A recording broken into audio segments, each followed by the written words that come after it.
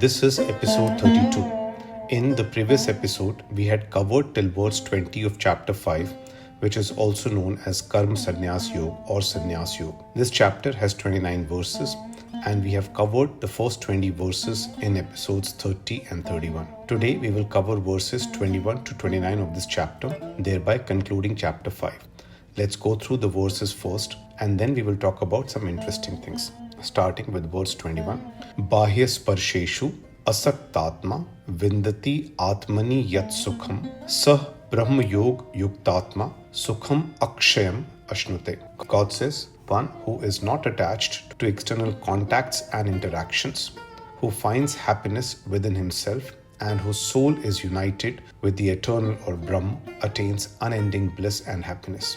So one who is not attached to external contacts and interactions, who finds happiness within himself and whose soul is united with the eternal, attains everlasting peace and happiness. This is verse 21. Verse 22 is Yehi sansparshja bhoga dukh yonaya evate adde antavantah konte na teshu ramate buddha.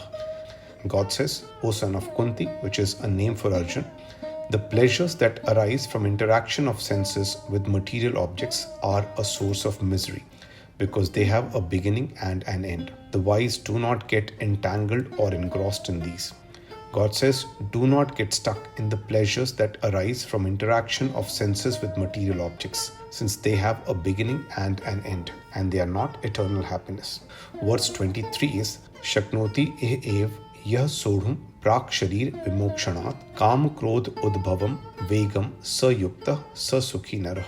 God says, those persons are yogis who before giving up the body can bear or control the forces of unbridled desire and anger originating from ego, and they alone are happy. So the one who can bear or control the forces of unbridled desire and anger originating from ego is happy. Unbridled desire and ego were mentioned frequently in chapter 4 as well. I also touched upon this earlier, that unbridled desire and anger originating from ego represent Duryodhan and Bhishma, and they are the biggest enemies of self-peace or eternal peace. So this is verse 23. Verse 24 is Yah antah sukha antah arama tatha antah jyoti evya sah yogi Brahma Nirvanam Brahma Bhuta Adhigachati. God says, one who is happy within himself, is rested or dependent on himself, and is illuminated by his inner self, such yogi is Brahma, and attains the state of Brahma Nirvana, that is eternal bliss. So one who is happy within themselves, who is rested on self, and is illuminated by self. Since the self is a part of the eternal, such a person is always engrossed in it and attains Brahma. This is verse 24. Verse 25 is Labhante Brahma Nirvanam Rishya Kshina Kalmasha Chinna Dvaidha Yatatmana Sarvbhut Hite Ratah. God says, the wise, whose sins have been purged, whose doubts are removed, whose self is controlled, and who are devoted to the welfare of all beings attain eternal bliss. That was verse 25. And verse 26 is Kama Krodh Vyuktanam Yatinam Yat Chetsam Abhito Brahma Nirvanam Vartate Vidit Atmanam. God says that one who has broken out of anger and lust through constant effort, whose mind is controlled, and who is self-realized remains in eternal bliss at all times. This is verse 26. Then verse 27 and 28 are Sparshan Kritva Bahih Bahayan Chakshuh Cha ev antare bhruvo pran apanav samav kritva nas abhyantara charanau yat indriya manah buddhi muni moksh parayana vigat ichha bhay krodha yah sada mukta evasa.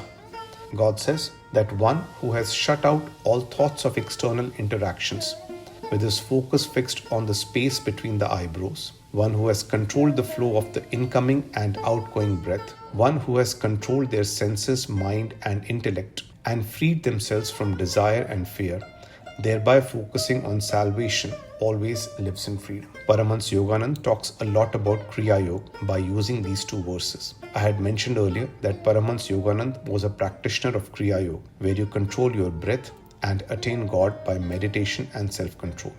So Paramahansa Yogananda uses these two verses and says that the path suggested by God is how you can attain eternal peace by Kriya Yoga. It may be possible, as verses 27 and 28 do mention it, but I think that this is the path of an ascetic or a renunciate yogi. In chapter 3, God said that I have shown the path of Gyana and Karma, and he talks about Dhyan in chapter 13. So this path may have been mentioned for a yogi, but according to me, it is not necessary that anyone walking on the path of Karma Yoga should necessarily get into a meditative posture and focus on the space between both the eyebrows. Arjun is a fighter on the battlefield, and he won't win the battle by merely doing so. So I read these verses and I say that these verses may apply to the renunciate sannyasis who have chosen a particular path to God but need not apply to all.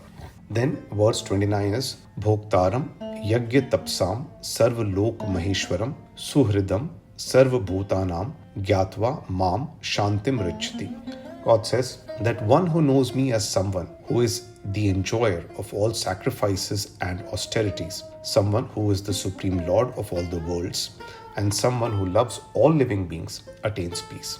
God talks about yajna or sacrifice, and we said that action along with yoga is yajna, or renunciation is yajna. Renunciation is done for the righteous path, and I mentioned your righteous path is God. So God in some ways is the recipient of the fruits of sacrifice, and he loves them all.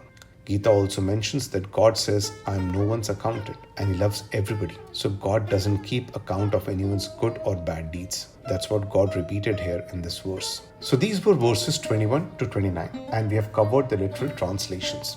These verses are largely reiterations and repetitions of the state of eternal bliss. That is a state where you are beyond desire and anger, beyond fruits of action, where your consciousness is controlled, and where you are focused on self. And self in this context means the righteous battle.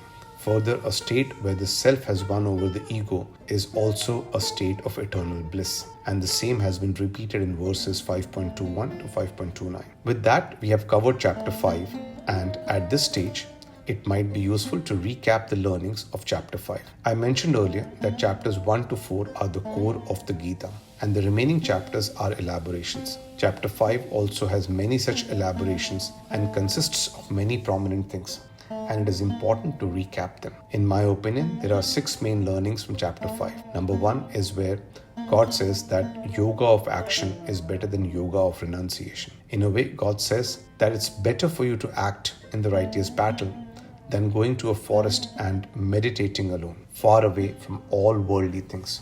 So yoga of action is better than yoga of renunciation is one of the most important principles. The second learning is the definition of sannyasi, renunciate, as described by God in this chapter. A renunciate is not the one who has renounced the world.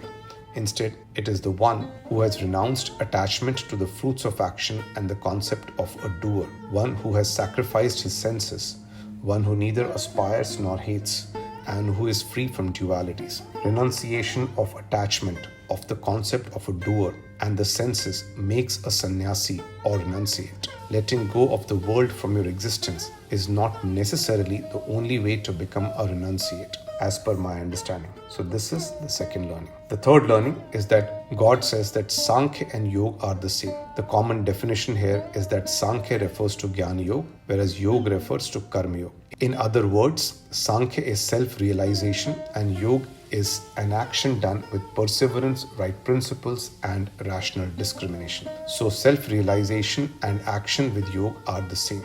So Sankhya and Yoga being the same is another important learning from chapter 5. Then the fourth learning is that God says that the concept of doer and cause of action is not created by me. Delusion caused by the interaction of senses with material objects creates this. In some ways, God repeats that contribution is established, but causality is not established. Multiple infinite contributions lead to causality, and it is difficult to establish causality, whereas contribution is established. So God is repeating the same concept here. The fifth learning is one of the pillars of my understanding of the Gita. This is where God says, I am not an accountant, neither do I keep a record of everyone's good and bad deeds, nor do I reward or punish them based on those deeds. This is a very important point of this chapter. The last learning is that God uses words such as Brahma and self-purity in chapter 5. And I mentioned repeatedly that you can interpret these in your own way. Brahma could be in physical form, in unmanifested form, could be eternal peace, skill in action, knowledge, best of the best of the best, and the radiance of sun or energy.